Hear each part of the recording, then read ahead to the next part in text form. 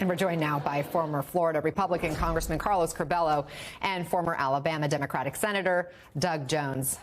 Gentlemen, elbowing in the hallway, challenging a witness to an MMA fight. Congressman Curbelo, have you ever seen anything like this in Congress? Well, Anna, to be fair, 10 weeks together is a long time for members of Congress, especially when, for a period of that time, the House was speakerless and in chaos.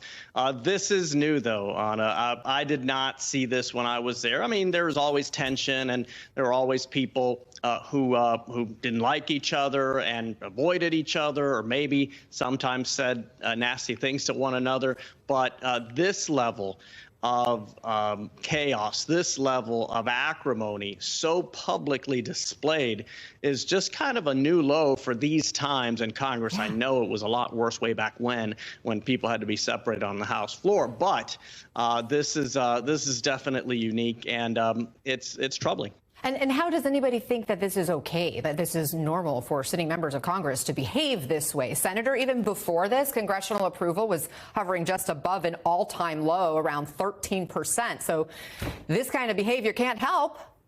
No, it can't help. But let's be clear, Anna. This is not Congress as a whole. This is not lawmakers in a general sense. These are Republican lawmakers. These is a Republican U.S. Senator. It is Republican members of Congress. It is Republican members of Congress who took a swing at another Republican member of Congress during the Speaker vote last January. It is Republicans who are putting offensive pictures up at committee hearings.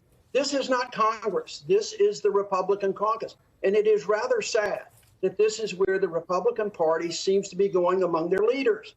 When you have Senator Sanders who has to intervene to try to hold down a fight, that says something. And so, and you can trace that directly back to the antics and rhetoric of Donald Trump. People in the party now think it's okay to demean others, even within their own party, and it's a really sad state of affairs. Congressman Curbelo, your take. Is this problem unique to your party?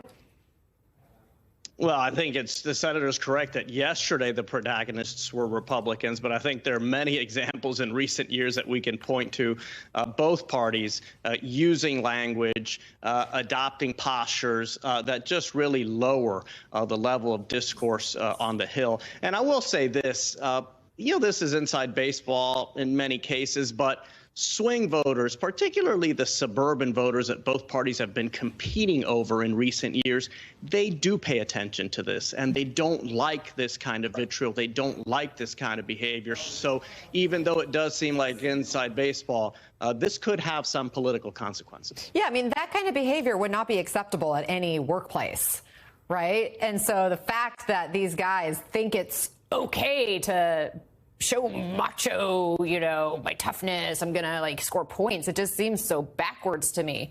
Senator, after all of this, the House Speaker still pushed through his spending bill against, significant Republican opposition. In fact, 93 Republicans voted against it, with almost all Democrats voting for it.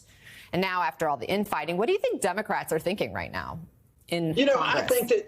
I think that they were pleasantly surprised at what Speaker Johnson put forth. When you've seen all of the media that has come out about Speaker Johnson since his election, I think Democrats were bracing for the absolute worst. But what he showed was that he wants to govern. He wants to do something to keep this government operating.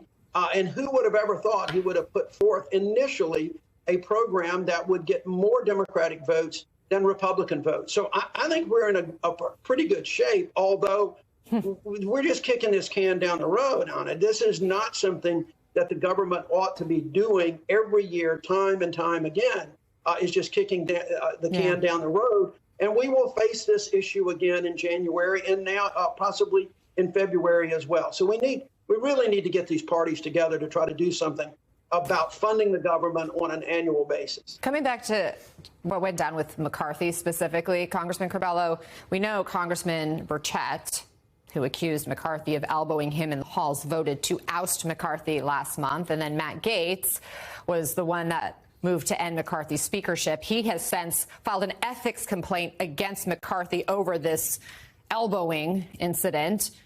So we've heard, this is from the 10 straight weeks of tense work. But again, that just sounds like a silly excuse. Are these conflicts all personal?